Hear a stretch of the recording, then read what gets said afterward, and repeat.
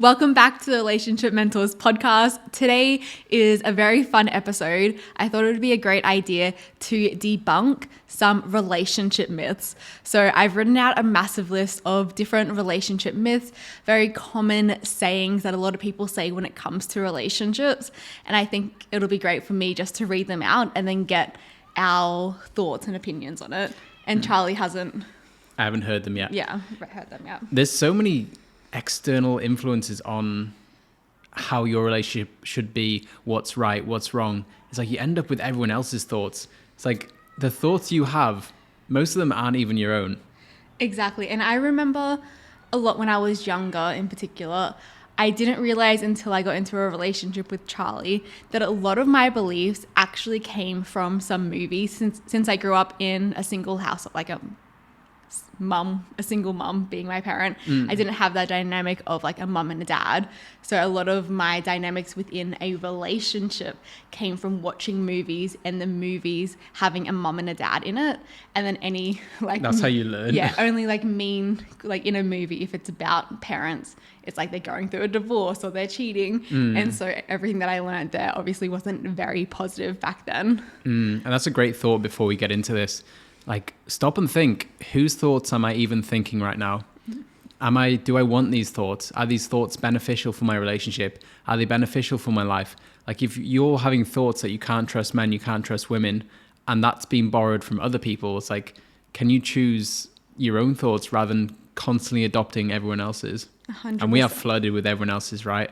If everyone's spending 6 hours a day on social media listening to everyone else's opinions, you lose your own opinion after a while. Yeah, you just start to take in everyone else's beliefs rather than choosing if it's actually your belief. It just becomes one big echo chamber. So, like, be sovereign. What are your thoughts? So let's go into the myths. Perfect. So the first myth is opposites attract. I think so, in a sense. What makes a relationship work is things in common. What makes a relationship passionate is when things are different. Exactly. So it's like the person... It can't be like completely different. If that other person wants to live in the city, you want to live in the countryside, they want kids, you don't want kids, they want to start a business, you want to work at a corner shop. Like, chances are that's not going to work out, right? So you need similar values, but have different personalities in the way. Yeah, it's like my belief there's a law called the law of polarity. So one thing can't exist without the other. Like light cannot exist without dark. I think I said light and dark together. And dark cannot exist without the light. So there's a polarity there. And I do find that to be true within a relationship. And I feel like that's where opposites attract came from. It's like when I look at Charlie, the things that made us initially attracted to each other were the things that we had in common. But the thing that makes our relationship so great are the things that we have different, which is, I feel like we have very similar beliefs, which helps us have a great relationship. And the things that we are different is I am very feminine and you're very masculine. Yes, we have behavior flexibility.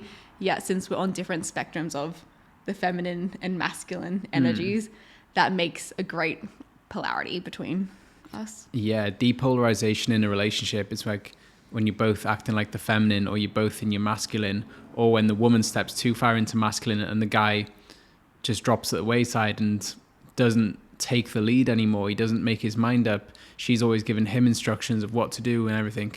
It's like that can be really damaging because you can lose all intimacy in a relationship when the man isn't standing in his power and his masculine and the woman isn't standing in her power and her feminine. Yeah, exactly. So I feel like opposites do attract, and you need things in common to make it work. Yes, exactly. Perfect. Okay, so next one is love conquers all. Bit of a broad one, isn't it? It's like, broad. I don't think love conquers all. You can, like, there's people in love today out there in the world in relationships that are in abusive relationships. And I don't feel like, some would argue that isn't proper love. But it's like, in that person's eye, they are loving their partner, but still being abusive to their partner. So I don't feel like love is the answer. Like, respect and teamwork is probably, I'm not going to say more important, but you need that to have healthy love. Yeah, the thing that I like to look at is like, okay, how many relationships have they broken up with you, or you have broken up with them, yet you still love them, yet the relationship just isn't working anymore? It's like that happens quite a lot. You can love someone but not want them in your life anymore. You can love someone but realize that it's just not, you're just wanting different things, and you're not wanting to make it work with them anymore. And everyone has a different meaning for these things. It's like love is an amplifier to your relationship. If you're jealous, if you're insecure, then love's just going to amplify that. But if you're secure within yourself, if you respect yourself, because you could hold on to relationships so tight that is so toxic for you, it brings you so much hurt, but you love them so much. And love can be the worst thing in the world. Like, it's better off if you're not in love with this person because it's causing you so much hurt. So love isn't good or bad. Love just is, and love's an amplifier. So I feel like when you have respect and teamwork at its core, then applying love to that is great, right? Yeah, exactly. I love that. Amazing. You explained that really well. Thank you. Okay, so next one is absence makes the heart grow fonder. Is that like dating and then you don't answer the text for a while? Is that what it means? I don't perceive it as that. I'm pretty sure it's like, for example, the way that my mom explained it when I was younger was like, for example, if you're in a relationship and they go on a week holiday somewhere. Oh, and you miss them. And yeah, you miss them. Oh. So for example, when I picture it as, for example, when we were dating, when we first started dating, we'd see each other every third day. So within those 2 days of not seeing each other, there was like, yes, we were still messaging each other and keeping that communication, yet we weren't in like seeing each other. So there was an absence there. I love it. I'm seeing it a different way as well as that. Absence makes the heart grow fonder. It's like when people break up, they can look back at their relationship through rose-tinted glasses, only seeing the good, not even seeing the reason they broke up, because they're feeling anxious, they're feeling lonely, they really want to fill this void that's inside them now. And they look back at their past relationship, it's like, maybe he was the one, maybe I did give up this great relationship. So like the heart does grow fonder with time, right? Because people leave relationships and they look back and like, oh fuck, I made a mistake now. Yeah, see, the reason why I was going to say this is true in a gray area, like the example that you just said, if you don't appreciate your partner when you're in the relationship and recognize how amazing they are, all the things that they do for you, what you love about them, and all their like cute traits, and you recognize it when you're not with them because you have a lack of that now. It's like you're not receiving that attention, you're not receiving that praise, that love and affection, then your heart grows fonder because you're just like, oh, now I appreciate them so much more. But I believe it's like you and I appreciate each other so much in a relationship. Like if you're in a healthy relationship, you would appreciate and you constantly remind yourself of all the things that you are appreciative of. Just comes down to being appreciative in the relationship. And for sure, if I haven't seen you all day, I do miss you and I'm more fond to see you. So it is a fact. I think so. Absence definitely makes the heart grow fonder. But the main part is appreciating your partner when you're with them anyway. Yeah, exactly. Okay, so the next one this was something that I've been seeing a lot of videos of probably the last couple of months, which is there's a statement going around in what females are saying, which is a man will marry the woman in front of them. So what this means is there's a Sex and the City episode where they talk about the yellow taxi theory. Okay. So it's, for example, if the light is on, it means the person can get into the taxi. Yeah. And so the man, it doesn't matter for example, a man could meet the perfect woman 3 years ago, but they didn't feel ready to be married yet. So they end up ending that relationship. Then 3 years down the track, what they believe that they needed to be ready before marriage was normally like having a great career and having a lot of money. And so it's when they've achieved that within themselves, then they'll marry the woman right in front of them rather than the dream person that they had that would have been their ideal partner 3 years ago. It's so hard to tell, isn't it? Because you're in past relationships and it's like, this person could be the one, it could be my soulmate, but we just met at the wrong time. So it's like, you can be in a new relationship. Like, I feel like a man they don't overthink that stuff as much as a woman would maybe. Whereas a man's in a relationship is like, I'm committed to this person. Like, I really loved that person in the past. It didn't work out. Like, I'm not going to, like, mulling over that doesn't improve my current relationship. Yeah. So, yeah, I kind of believe it. I don't think men overthink that as much as women. Yeah. With this statement alone, it's like, I don't think it's as black and wide as that. No. I genuinely think my belief is you can make it work with anyone if you're both wanting to make it work. And I very much see relationships as that person served you for the time, like served each other. Yeah, when I said that, I was like, okay, how do I reword that? The relationship served you for those moments, that season of life. Yeah, that season of life. And it's like the reason that you're not in that season anymore, you just appreciate the season that you are in now. 100%. Excellent. Okay, so the next one is when couples say, you complete me. You complete me. I mean, I'm torn with this because part of me is like, you need to feel complete within yourself, then getting into a relationship. But then relationships are such a big part of life. It's like, are you fully complete without a partner? It's like you can feel complete, but you don't know if you are when you get into a relationship. It's like you can feel complete, get into a relationship, and then they complete you even more. Like, how do you know where complete is?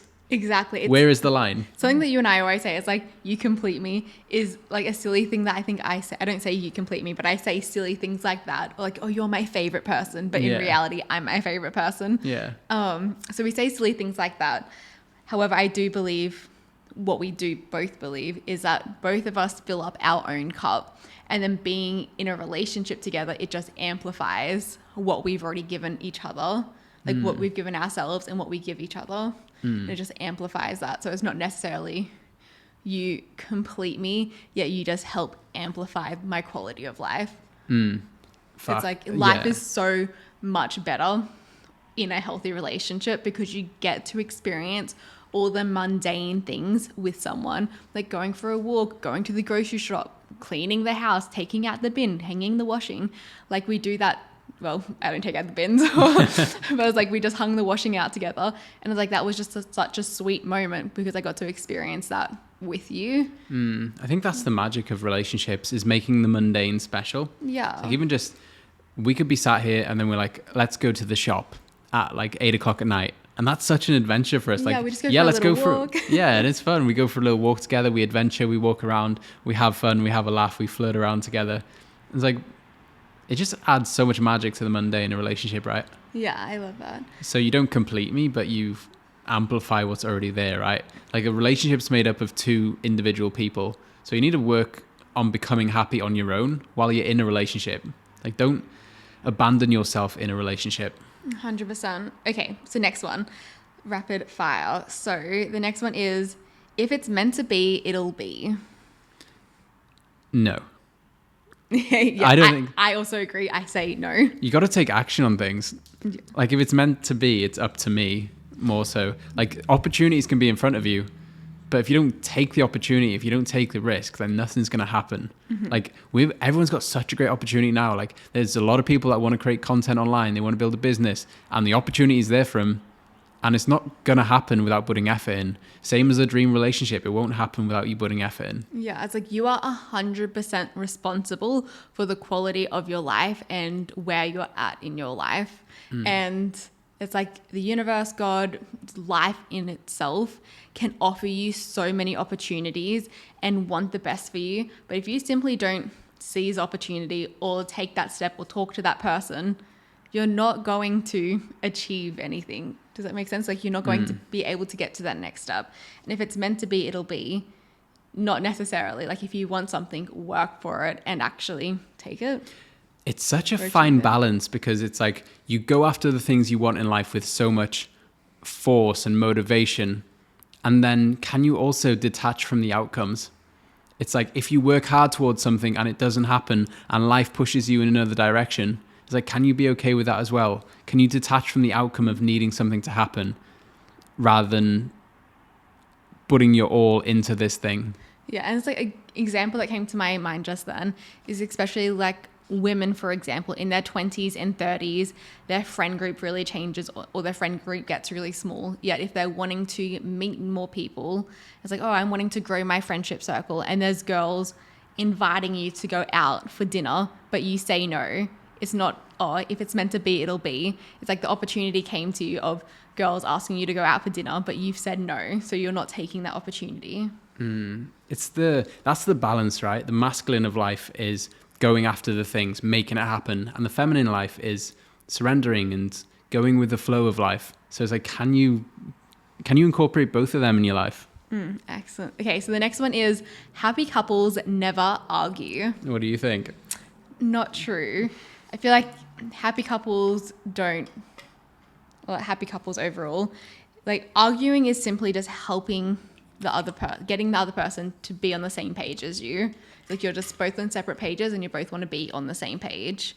So I think that's a healthy thing within a relationship. It's just how you argue, how you fight, how you have the conflict is the difference though. You can have a really toxic relationship and that argument could be horrible. And then you could have a really healthy relationship and their arguments could look would be very healthy. Yeah, like and be productive. They're not disrespecting each other. They're sharing their emotions, expressing what they need, how they feel, and what their expectations are effectively and calmly in an honest, nice manner. So the partner can actually receive that and hear it.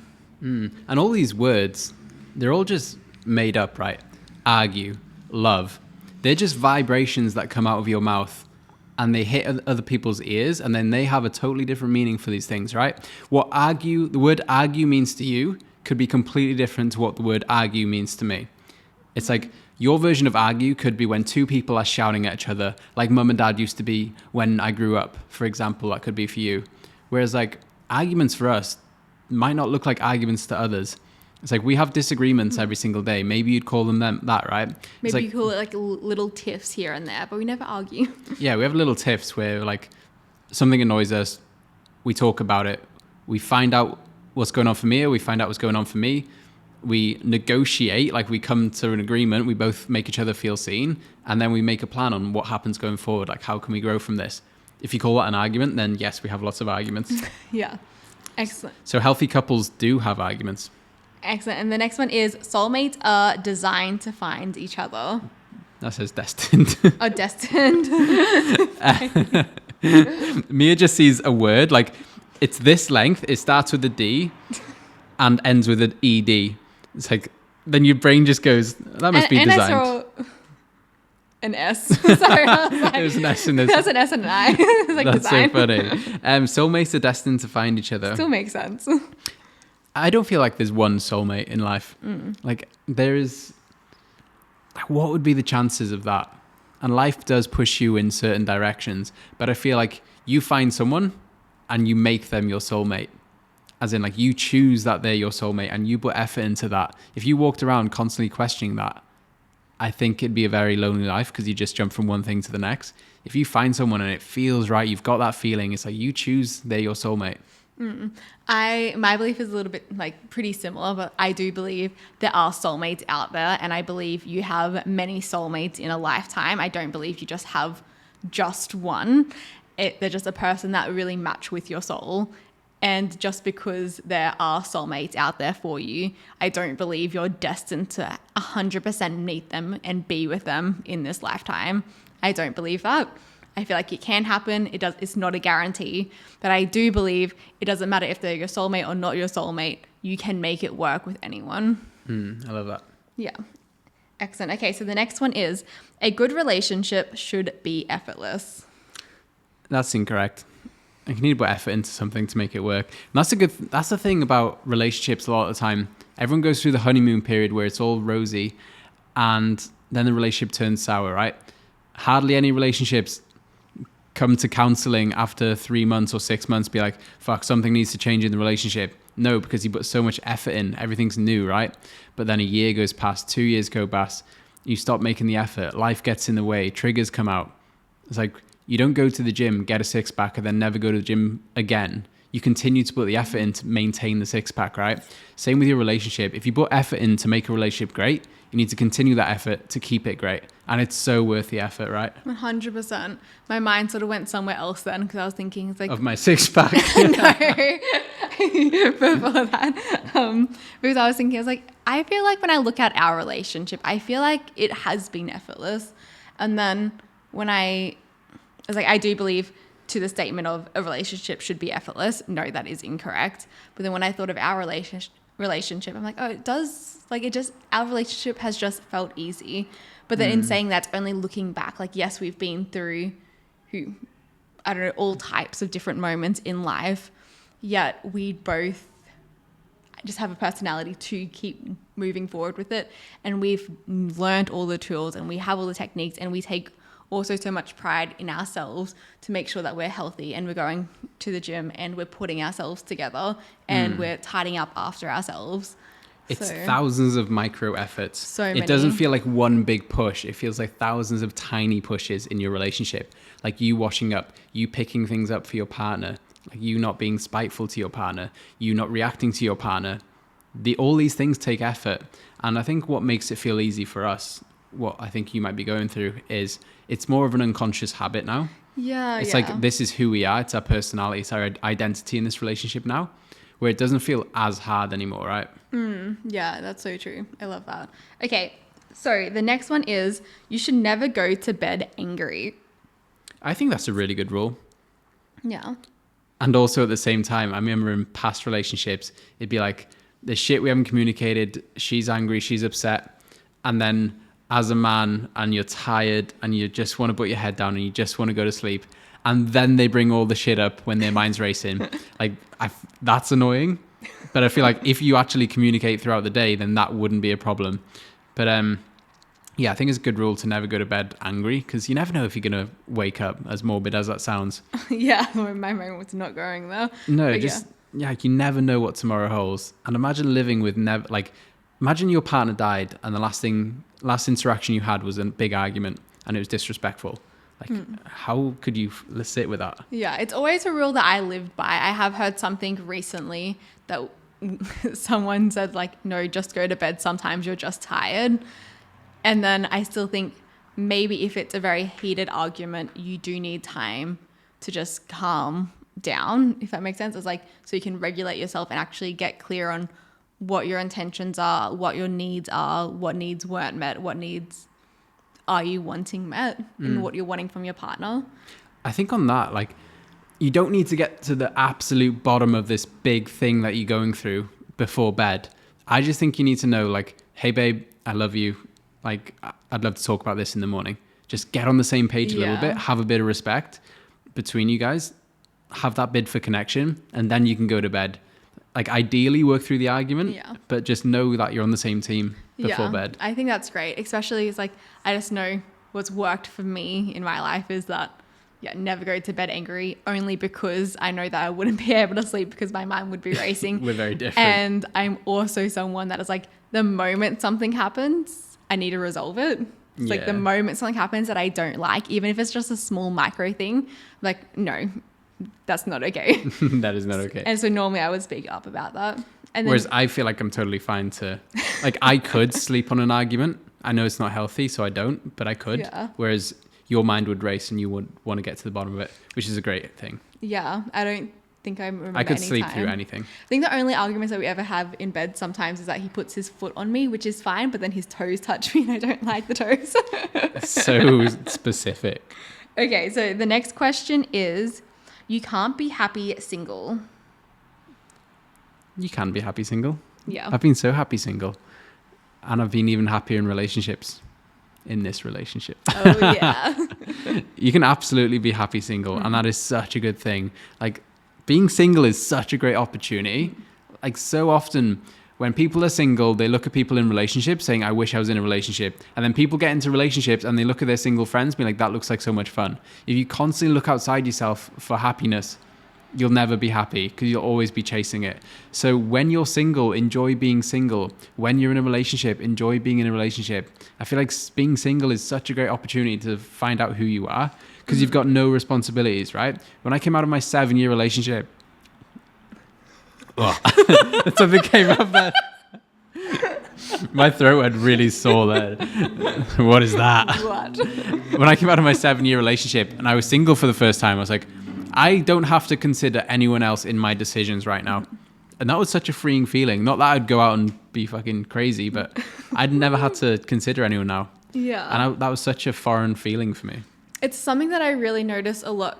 It's like there was a 2-year period where I wasn't in a relationship with anyone. And I was like, I just knew that I was wanting to go out and just experience life and have the most fun and make the most of it, because I knew the next relationship I was going to get into, like I wanted it to be a long lasting relationship and a committed relationship. So I'm like, I want to experience as much as I can, like of just life overall, like going out with friends, like really soaking in, not having to be considerate at that young age of like, I don't have to ask anyone, oh, is it okay if I go out for dinner with the girls? Like, are you going to be okay? Like, we haven't spent that much time together this week. There was just like none of that. You could, like anything that I wanted to do, I could do straight away without having to tell someone out of courtesy or anything. So yeah, being single, it can be such a fun time. I think it's so fun to be in a relationship, and it's also so fun to be single. And when you're making these big decisions, like if you're single right now and you want a forever relationship, you're like, the next person you meet, I want to make it forever. It's like, cool. Have you thought about what you want to do single before getting into a relationship? Or if you're in a relationship and you want to have kids, have you thought about what you want to do as just you two? That's something you bring up a lot because we're wanting kids. Yeah. And you're like, what do you want to do since it's just us two for now? Like, what is the bucket list? What are things you want to get done? And I feel pretty complete, and there isn't much more I'd want to do, just both of us. Yeah, and I think that's another reason why I really pushed to enjoy traveling so much last year, because like traveling overseas by myself, was like obviously with a partner, was such a big thing I was wanting to experience before I had kids. So it's like once you have kids, it's like they're going to be in your life forever. It's a permanent decision. Yeah. So I knew that was such a big thing for me, was I just want to experience going traveling without having any kids first. And then I just want to make sure that Charlie also felt the same way, because kids are just a forever thing. Yeah, exactly. Excellent. Okay, so the next one is fairy tale endings exist. Dive deeper into that. Okay, so fairy tale endings is, so they met and they lived, and so it's like they met, they have a big thing, then they work it out, and then they live happily ever after. So a fairy tale ending is they live happily ever after. All right, okay. I can't imagine a couple out there that doesn't come into some situations they need to talk about. Yeah. It's like there's a little bit of effort required. Like I feel for us now, we've got such a great system in place. We've got such a strong foundation. Things are going to come up in the future, and we're so fine with working through that stuff.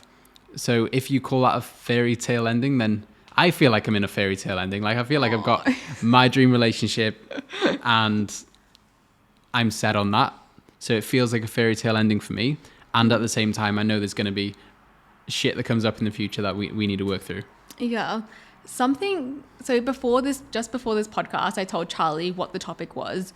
And then he asked me a question of like, oh, what's a limiting belief that you had before getting into a relationship? Is that right? Yeah, like a myth you had.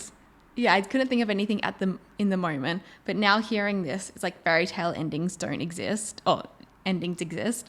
I always believed that since I didn't see happy couples around me, like I didn't grow up in a household with that, and everything that I saw on movies was like them arguing, hating their wife, hating their husband, they're cheating, they're getting a divorce, like all of that. Marriage is very much displayed as that, hey? Yeah. So I always had a belief that couples that were dating were happy, but the moment they got married, they were unhappy. And now just being in a relationship with you, as corny as it's gonna sound, but like I genuinely see us living happily together for the rest of our lives. It's wow. Like, I know, I feel so like icky sharing that. Ego's like shutting down. But like I genuinely, it's like there's nothing that we haven't been able to discuss together. It's like we know that no matter what happens, that we not only have ourselves and can hold ourselves in those moments, but it's like we know the tools to how to communicate and and we love each other enough to make sure that the other person's needs are always being met. Fuck. Having communication skills in your relationship is such a hack. Yeah, and like it makes you so much happier in life. And it's just like, just simply knowing that, it's like I genuinely believe like that just gives me like a guarantee for our future almost. So like I have just so much faith in our relationship, because I know no matter what, it's like we just have the tools to move through it. So for that reason, I do believe fairy tale endings exist. Aww, like I don't say it's like nothing bad ever happens. It's just like we always know how to work through it and end up happy on the other side. Okay, so the next one is a honeymoon phase. The honeymoon phase lasts forever. No, I feel like your relationship goes through different phases. As you go deeper and deeper, if people keep chasing the honeymoon phase, which is at the start, then you never go deep into the relationship. I feel like you can make the same amount of effort later in the relationship, but it's always going to feel different. Like the person you are 3 years ago to the person you are now is different. So why would your relationship not change? Everything in the world is changing. Why would your relationship be any different? Your relationship is not going to feel the same as it did a year ago, 10 years ago. So stop holding on to the past of what the relationship used to be and find out what you want your relationship to be now, right? Yeah, I love that. I would say the exact same. Okay, so the next one is if they loved you, they would change. If they were extremely toxic and it crossed your boundary, then I don't know. It's such a It really is like change what? yeah, exactly. Like if some people are incompatible, some people have such strong boundaries of no, this is so important to me. This is a game changer. Like this is a non-negotiable. Like I want kids, and then someone else can be like, I don't want kids. You can't be like, if she loved me, she would have kids. No, if she doesn't want kids, that's her choice. It's like in that case, it's like, no, they don't need to change. Mm-hmm. I agree. It's like, I love what you said about boundaries. It's like if you and your partner have different boundaries, you need to respect that. And boundaries, if someone has a boundary, that shouldn't change. If there's a certain boundary, you shouldn't ask someone to change that boundary because they've put that boundary in there for a reason. So I think it's like if they loved you, they would change. I'm just going to say no because it's a negotiation. Yeah. It's just like, it really depends on like changing what. And sometimes people have boundaries in place and it's a limiting belief from the past relationship where they didn't feel safe. But now they do feel safe. Maybe you can question that boundary. Maybe you can go all in. Maybe you can share finances. Maybe you can meet each other's family, meet your children, whatever it is. Yeah. So boundaries can change relationship to relationship. 100%. And boundaries can change within a relationship, but it needs to be the person that set the boundary, like their choice to change it. The main thing is just staying connected, right? Mm-hmm. Okay, so the next one is very interesting. It's, should relationships be 50-50? The age-old saying, it should be 100-100. It's like if you need that other person to feel good, then the relationship's going to struggle because you're going to be anxiously attached to them, needing them to complete you. I know we just talked about being completed, and there was a grey line of what being completed is. But in a relationship, you should 100% be there for yourself, 100% be there for your partner, and that's how it grows, right? Yeah, I wouldn't say anything else. Like even on household chores and things like that, it's like if Mia's left a cup somewhere or she hasn't made the bed, which is more like me to do. But yeah, I was just like, I make the bed all the time and you leave cups everywhere. It's not like 50-50 exactly of like, okay, I've made the bed 50 times this year. You need to make the bed 50 times this year. And then it's not like an exact equation. We're both in this together. We're both doing this. And when I feel an unfair exchange, I'll talk to you about it. Exactly. It's like something that I always really loved, like that my sister and her partner do, which I shared with Charlie. And I just genuinely think it's such a great idea that it's like one of them will cook and the other one will wash up. And I just think that's a great deal. And then it's like, that's something that Charlie and I would do a lot in our relationship. But then now when we look at this week, for example, it's like Charlie's cooked 99% of the time and it has also washed up 99.9% of the time. And so it's like, it just really just goes to show it's just a balance in those moments. And that's why it's so important to have a relationship check-in, because one of the relationship check-ins that we always say is, do you believe it's a fair exchange within the household roles? And sometimes I do more household stuff. I'm like, yeah, but I still feel like it's fair. Like I really enjoying it at the moment. Yeah. And there's different things that come into it. If one person's doing more work or one person feels ill that week, it's like, who cares? You're a team. Just work it out. Exactly. Okay. Another really controversial one is that the man should pay for the dates. It actually says that the man should pay for the first date. Okay. Should a man pay for the first date, or should men also pay for all the dates? Well, my belief on this is a man should pay for the first date. It's not a should though. It's like a man should want to pay for the first date, not a should. A man should want to. I love that because it's not like, yeah, I think It's that's not a so law. Like you great. shouldn't be forced to, but you should want to. And Because there's so much. there's such a difference in that, Yeah, right? it's like a man should pay on the first date, and like he feels like it's his obligation that he has to. But it's like a man that wants to pay for the first date because he wants to, like, be chivalrous. He wants to take treat her. Yeah. Yeah. I love that. Oh, thank you so much. Yeah. Yeah, treat your women. It's like it'll make her feel so good about herself. It'll make her feel looked after and nurtured and prized as a woman. So it's like you should want to make her feel like that. Yeah, I remember in like past dating, like past and date, like not with Charlie, just other people. It's like I have paid for a date before, but I remember that it only came from having a fear of receiving. Like I felt uncomfortable if someone else paid for me, so I would be the sneaky one of like, I'm just going to the bathroom and then pay for the date. Now when I look back at that, I'm like, I would never do that now. Yeah. But I think I'm also used to like dating someone that's just very chivalrous and very much of a gentleman. Thank you, love. Okay, so next one is finding the one will solve all your problems. Finding the one. I don't ever feel like you find the one. You just find someone and you choose they're the one. Yeah, 100%. Yeah, you make them the one. Because like we keep saying, it's like if both of you choose for a relationship to work, it will work. You just need to put the effort in and learn the tools on how to do that. Excellent. The next one is you should always put your partner's needs before your own. Put your own mask on first, like they say in the airliners. I thought you meant like mask of like your facade. Oh, right, no.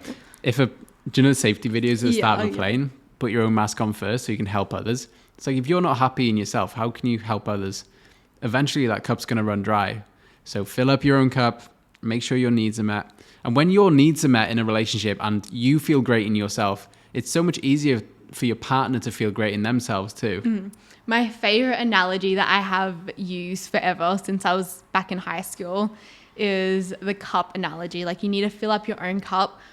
The saying is like you need to fill up your own cup before you pour it into someone else's. But the way that I like to say it is you need to fill up your own cup enough so it overflows into others. So it's like that. my cup is always 100%, and then it's just overflowing into Charlie's. It's like I love my needs getting met, and I always make sure that my needs are getting met. And since my cup is always full, I always have enough energy to give to Charlie or like to give to my friends and things like that. And sometimes my cup's only at 50% and Mia can give me some of her cup. And then sometimes my cup's at 100 and I give Mia some. Yeah. It's like in a relationship, it's normal for one partner to feel worse than another partner one day. And you just ebb and flow, right? It's just everything comes down to teamwork. Yeah. It's like you are a team. Work together. Build this great thing. I love that. Okay, next one is once you're married, the romance fades. That was your belief, right? Yeah, like I just said, because it's just like what I saw in the movies. It's just like I said, I didn't realize how many beliefs I adapted simply by watching movies until I started sharing these beliefs with Charlie, and he's like, "That's not normal. That's not right." I'm like, "Oh, okay," because like if you think of like rom-coms or things that I would have watched a lot, it was okay, they're going on dates and they're dating and it's so happy and they're all in love, and then you watch a different movie about a couple going through a divorce and they're so unhappy, they're married and they're unhappy, they're talking poorly about each other, that he's horrible, she's horrible. So that was my dynamic like thought pattern of, okay, you're single and then you date. When you're dating someone, it's so happy, it's so romantic. The moment you get married, they're unhappy, they don't talk to each other, don't respect each other. On that tangent, I forgot what it said. Okay, so the romance fades when you're married. My belief is that happens a lot within a marriage, but that shouldn't be the case. The only reason that the romance would fade is because you've both stopped putting in effort on both sides. You've stopped putting in effort in yourself, and you've also stopped putting effort into the relationship. And like we said, the relationship does change over time. And a bad habit people get into is treating their partner like a commodity. So when you're in the honeymoon phase of dating and you're getting to know someone, you want to put in effort to win them. That's in air quotes. You don't win them, but like to win them in your mind that they are committed to you. And then once you've got them, a lot of people stop making the effort now because there's nothing to chase, there's nothing to win. It's just something to keep, and that's not as stimulating, right? So romance doesn't fade. Romance just changes. It's not going to be the same always, and you get to learn so many deeper layers of each other. You get to be intimate with the same person for 10, 20, 30 years. Like the amount you'll learn about someone going through that rather than jumping from person to person, chasing the next high, will be so much more fulfilling. Yeah, I really love that. Okay, so are you ready for the next one? I'm ready. Excellent. So the next one is your partner should know what you're thinking without you having to say it. Sometimes it gets to that point. It's like when you know someone so well, it's like sometimes you can tell what they're thinking. You can tell what's on their mind because you've been with them so long. Mm-hmm. But you should not rely on that. Yeah. It's like if for that statement alone, I hate it. I genuinely hate it. And I see it a lot with women in particular, or